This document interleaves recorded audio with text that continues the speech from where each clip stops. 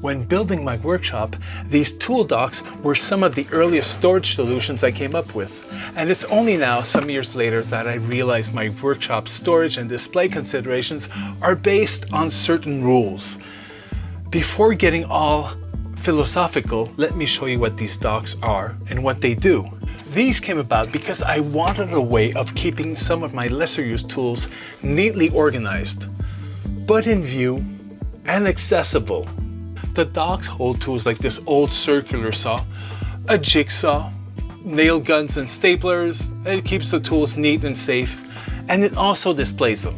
The docks are made of 5/8" plywood, glued, nailed, and then painted black. Some docks are simple, some more elaborate, designed for very specific tools, like this one for my skill saw. The tool rests here, while the power cable folds up neatly right here. There's no overlap and no need to remove one tool to access another. This dock was for this old Black & Decker jigsaw, which belonged to my dad. There used to be an angled bottom on which the saw would rest. It was modified to accommodate the newer jigsaw. At the back are two 1.5" holes to hold saw blades in pill containers. The docks were built in accordance with 5 simple rules, which I follow without even knowing I was doing so. Here are the principles, the foundations which rule my workshop storage philosophy. First principle, this is a 1-car garage, and therefore this space is 1-car garage shaped and sized. Since space is at a premium, it can't contain too many large tools and materials because then I won't have room to do any actual work. Second and third principles are based on Adam Savage's organizational philosophy. The first one being first order retrievability, where frequently used items are stored so that you never have to move one object to access another.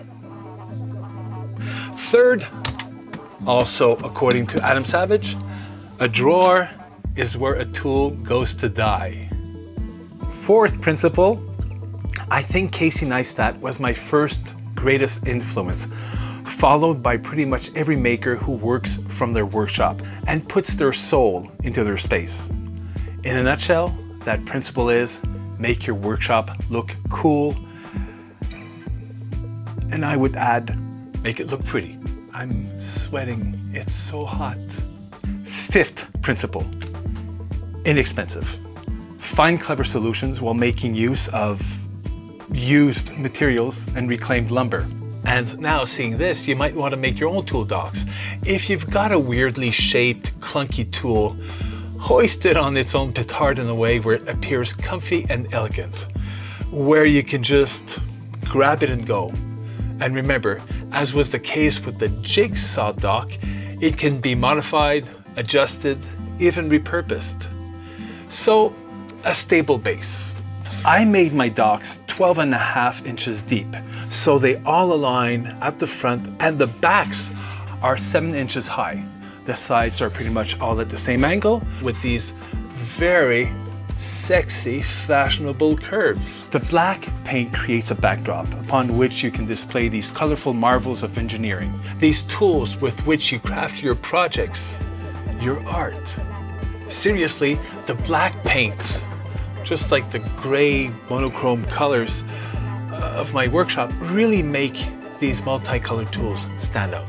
And personally, I really enjoy creating in the workshop, which is slightly chaotic, but an organized chaos.